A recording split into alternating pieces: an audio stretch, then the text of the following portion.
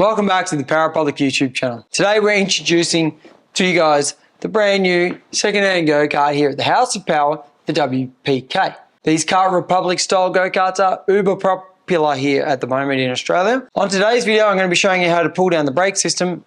Since we got this kart, the brakes haven't been excellent, let's just say that. So I've got some brand new seals, pistons, pads, hoping to improve the braking performance of this here racing machine.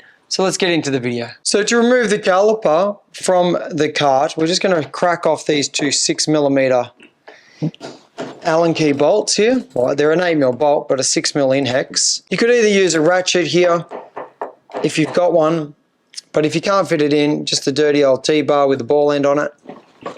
They are pretty tight. When we put these back in, because it's part of the brake system, I'm going to Loctite these back in.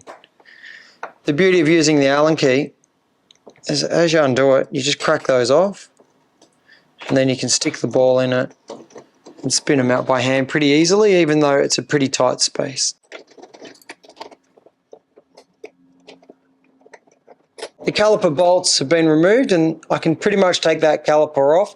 I'm just going to balance it there for the minute while I get the brake line free and then the master cylinder. Remove the hardware from the clevis here on the brake rod and the brake safety cable.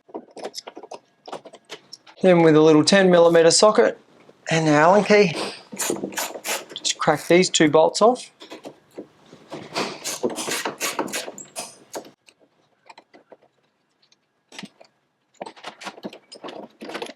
So now we can remove the caliper from the brake disc and remove the whole system from the kart, just like that. And now we're ready to do a brake rebuild on the bench. So when working with brake systems, I highly recommend using some disposable gloves. Brake fluid is my least favorite of all the fluids. I don't know why, I just don't like it. So I always like to use some disposable gloves when pulling brake systems apart. Now for the interest of making this video, I'm going to use the shifter to hold the master cylinder, but you could use a bench vise. And then a 13mm ring spanner. And I crack off the banjo nut on both ends of the master cylinder and of the rear caliper so I can work on them a bit easier. Now this is a banjo style bolt or hydraulic fitting, and we've got two little compression washers here and the special style nut. It's got a hole down through the center and then the fluid comes out through the sides, and that's how it transmits the pressure, I guess, from the master cylinder down into the brake line. We can crack off the nut of the reservoir. This is all a bit old and danger. I've seen a couple of guys use some sticky tape to hold these on, which is okay, but you've got to be mindful that there's two little holes here on the top that have got to go back to atmosphere for the system to work properly. So make sure if you're using tape around the outside of your reservoir filler cap that you don't cover these two holes with sticky tape. We can remove the rubber boot here off the front to get access to the lever arm, and then no doubt there's some sort of split pin down in here. So the first thing we're going to do is remove this grub screw here, and that's holding a pin down through the middle of the master cylinder. If I flip it over, you can probably see it just there. So that pin's going to get pushed out the other way, but first up I need to remove this grub screw. Now that I've removed the grub screw, we should be able to push that pin out from the other side.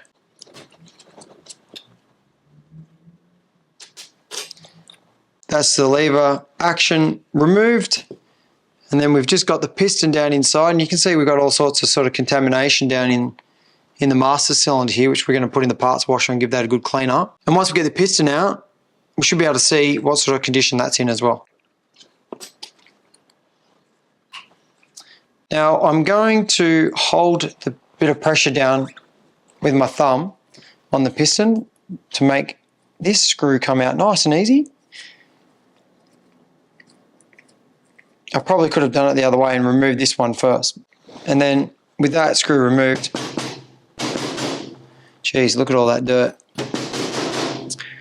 We can push that down through there, remove the piston assembly. And yeah, we've got contamination down here. I mean, the system looks like it was pretty clean. We've probably picked up a lot of this stuff when we've come out through the front there, but I'm going to give that a good clean up, and I've got some brand new seals to go on as well. Now, if you drive in the wet, there's nothing to stop the water and dirt going down except for this little rubber boot here. And it's not airtight. It's definitely not watertight. So as you're driving around, water and dirt can go into your system. So I recommend pulling apart your brake system after you drive in the wet. And more often than what I see a lot of guys do, they wait for the system to go dark and black and the brake's not working, and then they start to rebuild them. And it's normally when they're at the track. So do some routine maintenance on your brake system and you won't have these sorts of issues. So we've got the parts back from the parts washer. Everything's clean and it's ready for a reassembly. We've got our brand new piston and our brand new seals. Now, to get these guys on, it is a bit of a struggle. So I've made things in the past to help these go on, but realistically, you can just hold it and just squeeze the seal on and around and they'll push straight in. Now remember, the seals push the hydraulic fluid this direction generally. So if you get stuck, you can put your spring on and go, okay, yep, that's the front of the cart, this is the back. And both seals point in the same direction. So the lip of the seal points backwards. That's what's creating the pressure. So that's the way they need to go. This one can be a little bit troublesome. So you can give yourself a little bit of a mechanical advantage using a pick and just, there you go, just flick it over the edge just like so. And then we can get ourselves a little bit of a clean rag.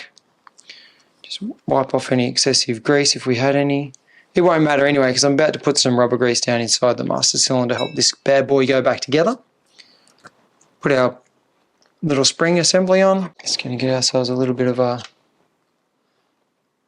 grease on here.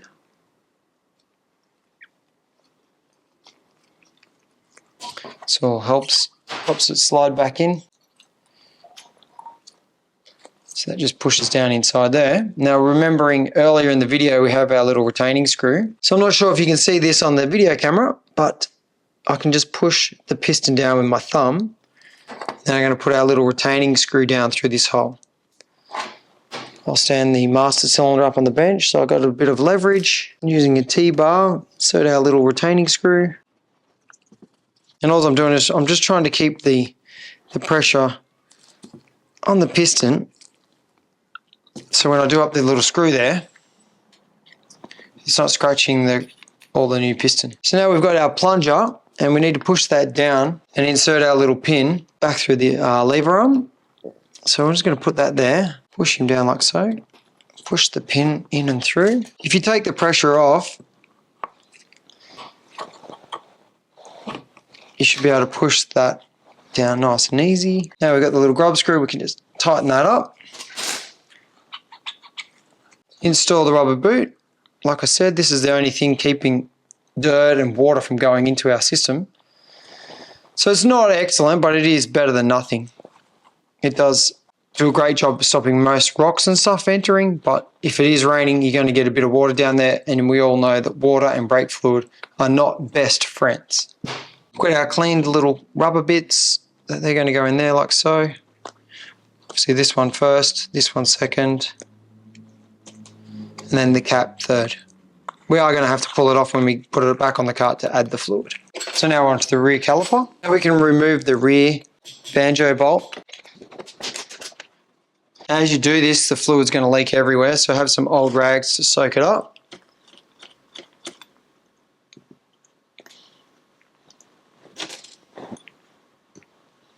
If you were worried about making a mistake which ends which, you could label it with some texture here or a bit of sticky tape, but it should go together pretty easily. Now that we've got the calipers apart, I'm going to remove the safety pins and the retaining pins from the pads and throw them away, or the old pads that is, and then we can crack off the nipples, blow some compressed air to blow the pistons out of the calipers, and then we can service those and wash it all up and get it ready to go back together with the new seals.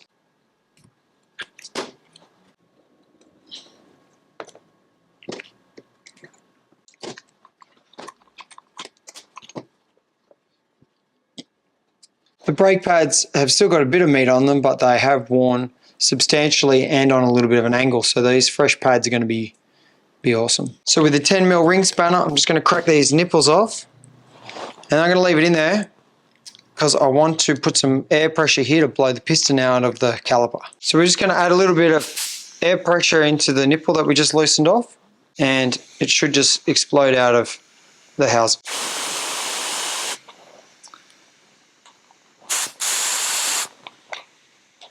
Okay, so one of the problems I'm having is that we've already removed the hydraulic line. So probably an easy way to do this would be leave it on the go-kart and blow the pistons out over there, but it's a pretty messy job.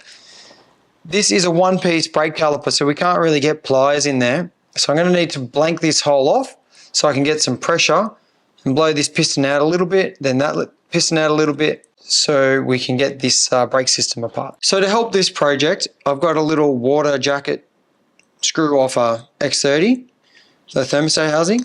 So I'm just going to roughly put that in there. It's not perfect, but it's just enough to seal up the system so that we can blow the piston out. Now this one is actually blown out the other side. So we're adding the compressed air to here, but it blew the other opposite side piston. So maybe this one's a little bit stuck. So what I'm going to try and do is put this one back in. It doesn't look like it's too bad, the piston. This kart is relatively new.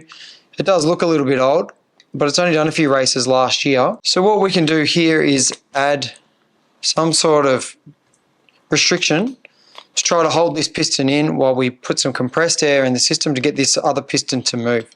You could use a spanner like this and then put a bit of compressed air over here. There we go. So what I'm doing is I'm trying to hold this piston in with the spanner so I can get this other piston to move out a little bit as well. Oh, bit too much compressed air there. And Old Faithful's popped out.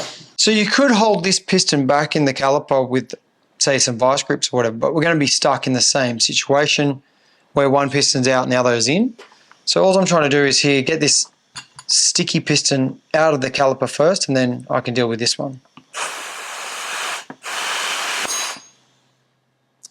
Perfect. And if we look down in here, we can sort of see we've got a bit of an explosion. I think this might have had something to do with the braking performance not being up to standard. It even looks like we've had a little bit of a rub here where the brake disc might have moved over, created a little bit of excessive heat in the caliper, and maybe that's melted that seal. We're going to go give these a bit of a clean up in the parts washer, and then we can be changing the seals with the pick. I'll show you how to put them all back together. So now that we've pulled everything apart and cleaned everything, it's time for the reassembly. So before we go any further, using a pick with a rounded off edge, we're going to remove the seals. So then we can get our rounded off picks. This one's a 90 degree, and hopefully we'll be able to see this seal when I get it out, how damaged. Oh, there it is. If we have a little inspection, we can sort of see how hammered this seal is. So maybe we were leaking some dirt and stuff on our pistons, or our pistons were getting sticky. We've got all brand new ones of those. So there's a secondary seal which is a bit easier to get out, which is the big square one, which is the one that creates most of the pressure. The other one is probably just a dust seal. And we just flick that guy out of the way. It's the same for both sides.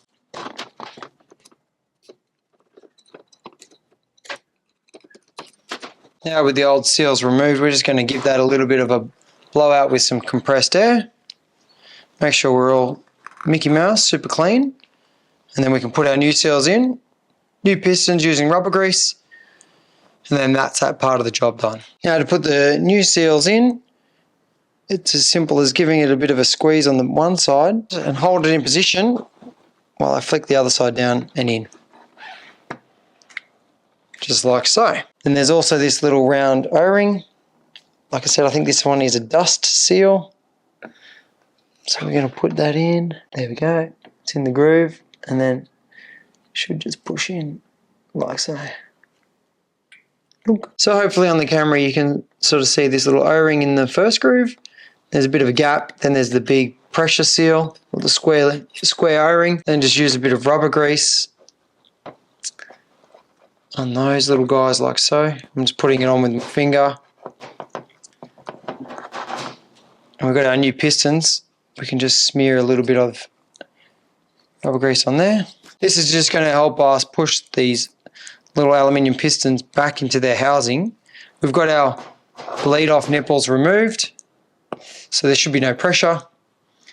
And we can just get our little piston.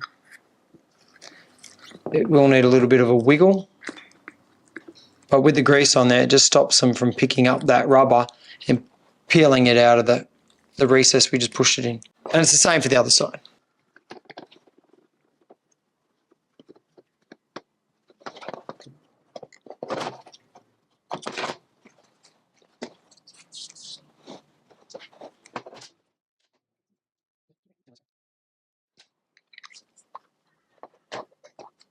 One thing I do like about the bleed nipples on this, the taper here is quite big and there's only one cross-drilled hole. So there's far more rigidity in this nipple than some of the other ones that we see. So when you do them up, I mean, there's no need to over crank them, but especially on some of the other brands of carts with the cross-drilled, it's a bit of a weak point here at the front underneath that taper, and if you really crank it, it just squashes that hole. So these ones are a little bit more heavy duty. So now we're ready for some pads. I'm going to chuck them in there like so. Put the pin all the way through. This part could be done on the go-kart, but I'm just going to do it here so you guys can see how easy it is. Hold the pads apart, push the two pins in. We've got our little safety clips. Let's go down around. It's a little harder with the gloves on, but like I said, I really don't like brake fluid all that much.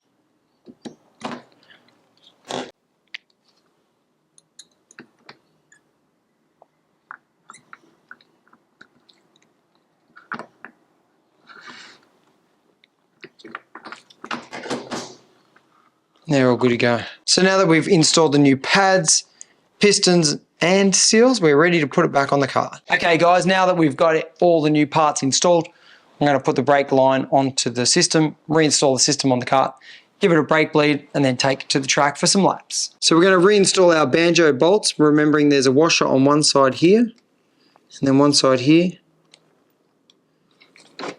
That goes down into the caliper. Now I'm not going to lock those off into position until I've got the brake system back on the car because I don't know their perfect orientation. So the same on the front, we've got the bolt, one washer, the fitting, another washer, and then that goes into the master cylinder outlet.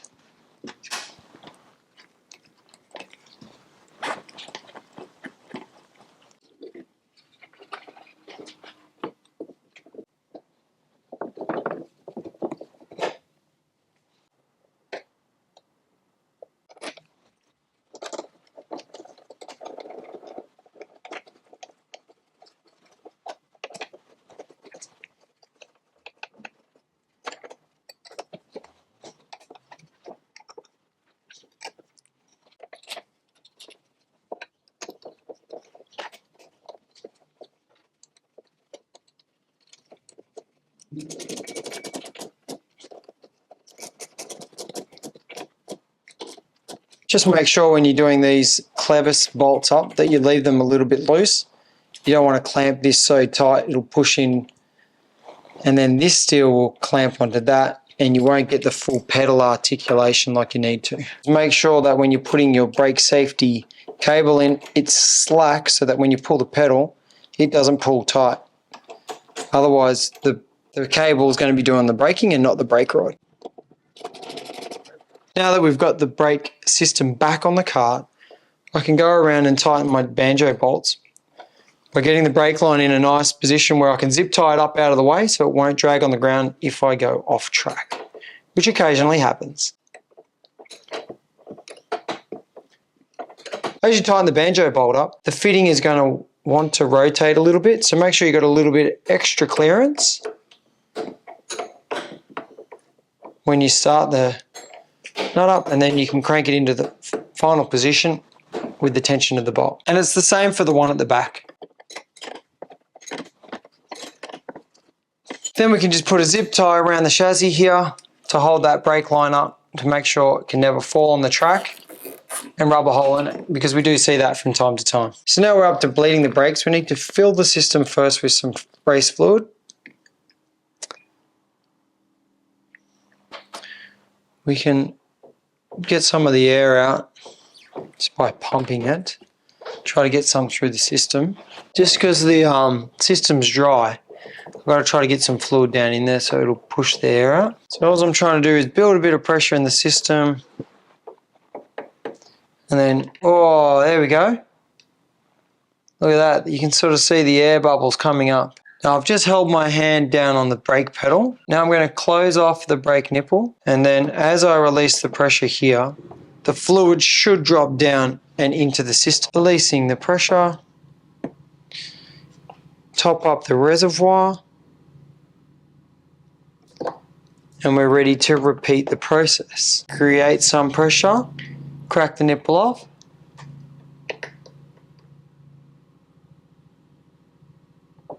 Let the air escape. Close off the bleed nipple, and then you can release the pressure on the brake pedal. So I'm not sure if you can hear that on the camera, but as I'm pumping the brakes, the air and the fluid is compressing and it's moving the air to the high point, which is normally up here in the caliper, up here near the brake nipple, and I'm starting to feel a pretty good pedal. The pads are starting to move. We're starting to get a bit of brake pressure, but it's still a spongy pedal. So if I crack this nipple again, only a tiniest fraction of air came out. Now I can change sides and go over to this side because there might be a little bit of air stuck in this side of the caliper, so I need to get that out too, and then finish over here because this is the furthest nipple away from the master cylinder. Change your 10mm spanner over to the other side. Make sure your reservoir is full. Apply the pressure. Crack the nipple off.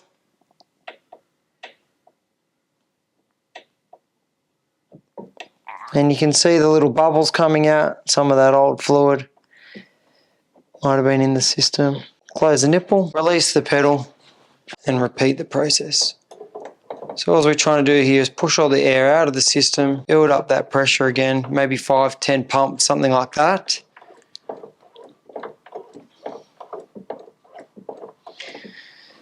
Now we can crack this again. Close the nipple, release the pedal, go back to the other side.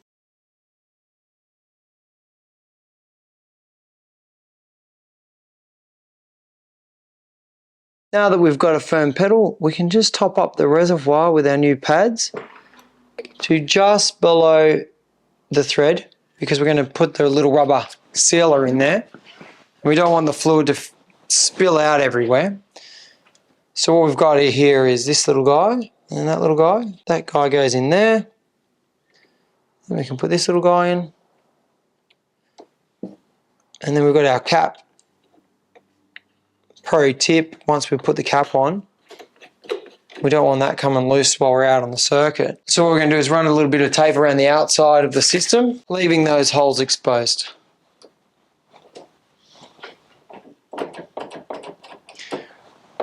That's a super firm pedal, and I think these brakes are fixed. So that's how you make a perfect brake pedal for a Kart Republic brake system.